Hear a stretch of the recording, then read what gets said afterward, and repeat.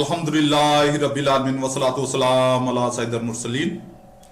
तफसीर तिब्यानुल कुरान, मुकदमा तफसीर, नस्ख के वकू पर कुरान मजीद से इस्तदलाल। सूरह बकरा आयत नंबर 106। हम जो आयत मंसूख कर देते हैं या इसको भुला देते हैं तो इससे बेहतर या इस जैसी आयत ले आते हैं। सूरह नहल आयत नंबर 101। और जब हम एक आयत को बदल कर इसकी जगह दूसरी आयत लाते हैं और अल्लाह खूब जानता है जो कुछ वो नाजल फरमाता है, तो काफिर कहते हैं आप ये आयतें खुद बना लेते हैं। ये बात नहीं, बल्कि इनमें से अक्सर जाहिल है।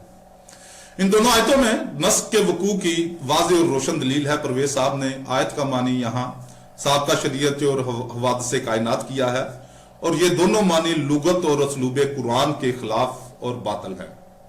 तमाम उलमा सलफ का इस पर इजमा है कि शरीयत इस्लामिया में नस्ख वाक़ई है, और कुरान मजीद में बाज ऐसी आयात हैं जिनके अहकाम मनसूख हो चुके हैं सबूत नस्ख के जराए। अल्लामा सुयूती लिखते हैं कि नस्ख का सबूत रसूलुल्लाह सल्लल्लाहु अलैहि वसल्लम की सही नकल यानी कि हदीस मुबारका से किया जाएगा, या किसी सहाबी का कौल इस तरह मनकूल हो कि फलां आयत से मनसूख हो गई, और कभी नस्ख को इस्तिंबात से मालूम किया जाएगा।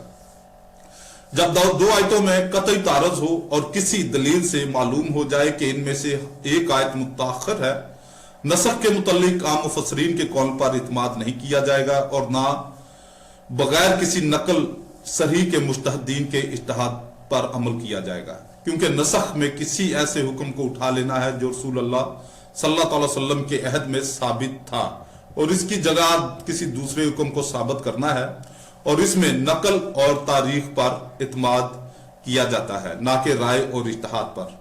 नस्ख के सबूत में उलमा का इख्तिलाफ है। बाज उलमा ये कहते हैं कि नस्ख में अखबार अहाद सहिया यानी कि सही हदीस भी मुतबर नहीं है, और बाज उलमा इसमें तसाहल करके ये कहते हैं कि मुफस्सर या मुज्तहिद के कौल से नस्ख साबित हो जाता है। असल में ये दोनों अकवाल अफरात व तफरीद पर मबनी हैं। अल्लामा गुलाम रसूल सईदी रहमतुल्लाह अलैह की तहकीक के मुताबिक कुरान मजीद की 12 आयात का हुक्म मनसूख है। 12 आयात का हुक्म मनसूख है। इनके मनसूख होने पर दलाइल जो है वो इन आयात की तफसीर में बयान किए जाएंगे।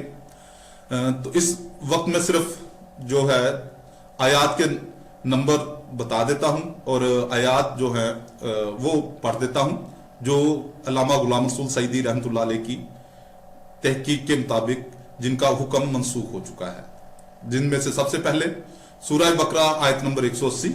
और जब तुम में से किसी को मौत आए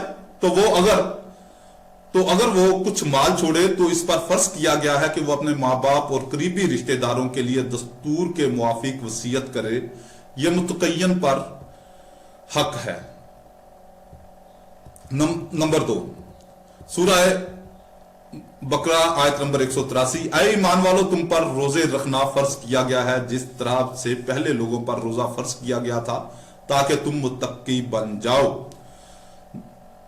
तीसरी आयत मुबारका जो जिसका हुक्म मनसूख है, सूरह बकरा आयत नंबर 217। लोग आपसे माह हराम में कताल का हुक्म पूछते हैं, आप कहिए कि इन महीनों में कताल करना बड़ा गुनाह है। चौथी आयत जिसका हुक्म मनसूख है, सूरह बकरा आयत नंबर 240। और जो लोग तुम में से मर जाएं और अपनी बीवियां छोड़ जाएं, वो मरने से पहले अपनी बीवियों के लिए इनके घरों से निकाले बगैर 1 साल का खर्च देने की वसीयत कर जाएं। फिर अगर वो खुद निकल जाएं तो तुम पर इनके इस काम का कोई गुनाह नहीं जो उन्होंने दस्तूर के मुआफिक किया।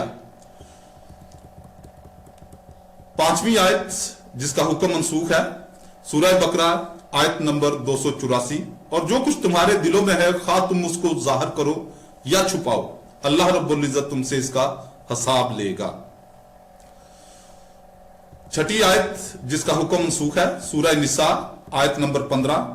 और तुम्हारी औरतों में से जो बदकारी करें तो इनके खिलाफ अपने 4 मर्दों की गवाही तलब करो। फिर अगर वो इनके खिलाफ गवाही दे दे तो इन औरतों को घरों में इस वक्त तक मुकीद रखो कि उन्हें मौत आ जाए, या अल्लाह रब्बुल इज्जत इनके लिए कोई राह पैदा फरमा दे और कोई और हद मुकर्रर फरमा दे।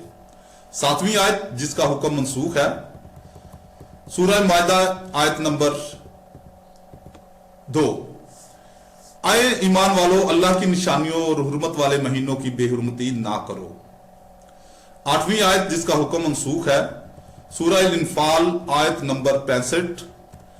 अगर तुम में से 20 सब्र करने वाले हों तो वो 200 पर गालिब आ जाएंगे, और अगर तुम में से 100 हों तो वो 1000 काफरों पर गालिब आ जाएंगे, क्योंकि वो बेवकूफ लोग हैं। 9वीं आयत जिसका हुक्म मनसूख है, सूरह तौबा आयत नंबर 3। जानी मर्द सिर्फ जानिया या मुशरिका औरत से निकाह करे, और जानिया औरत सिर्फ जानी या मुशरिक मर्द से निकाह करे, और मुसलमानों पर यह निकाह हराम कर दिया गया। 10वीं आयत जिसका हुक्म मनसूख है, सूरह अल-अहज़ाब आयत 52। इन मौजूदा अज़वाज के बाद और औरतें आपके लिए हलाल नहीं हैं, और ना ये कि आप सल्लल्लाहु अलैहि वसल्लम इन बीवियों की जगह और बीवियां तब्दील करें, खा उनका हुस्न आप सल्लल्लाहु अलैहि वसल्लम को पसंद हो, मासवा उस कनीज के जो आप सल्लल्लाहु अलैहि वसल्लम की मिलक हो। 11वीं आयत जिसका हुक्म मनसूख है, आई सूरह अल-मुजादला आयत नंबर 14। आए ईमान वालों, जब तुम तन्हाई में रसूल से कुछ अर्ज करना चाहो तो अपनी अर्ज करने से पेशतर कुछ सदका दे दिया करो। 12वीं आयत मुबारका जिसका हुक्म मनसूख है, सूरह मुजम्मल आयत 1-4। आए चादर लपेटने वाले रात को नमाज में क्याम करें, खा थोड़ी रात, आधी रात, या इससे कुछ कम करें, या इस पर कुछ ज्यादती करें, और ठहर ठहर कर कुरान पढ़ें। अगर यह सवाल किया जाए कि इसमें क्या हिकमत है कि इन आयात की तलावत को बाकी रखा गया है और इनके हुक्म को मनसूख कर दिया गया, इसका जवाब यह है कि जिस तरह कुरान करीम की इसलिए तलावत की जाती है कि इससे एक शरई हुक्म मालूम किया जाए और इस पर अमल किया जाए, इसी तरह इसकी लिए तलावत इसलिए भी की जाती है कि वो अल्लाह रब्बुल इज्जत का कलाम है और इसकी तलावत से सवाब मिलता है। दूसरा जवाब यह है कि बिल अमूम अहकाम में नसख तखफीफ यानी आसानी के लिए हुआ है, और मनसूख अल हुक्म आयतों को इसलिए बरकरार रखा गया ताकि मुसलमान इन आयात को पढ़कर अल्लाह रब्बुल इज्जत की इस नेमत पर शुक्र अदा करें।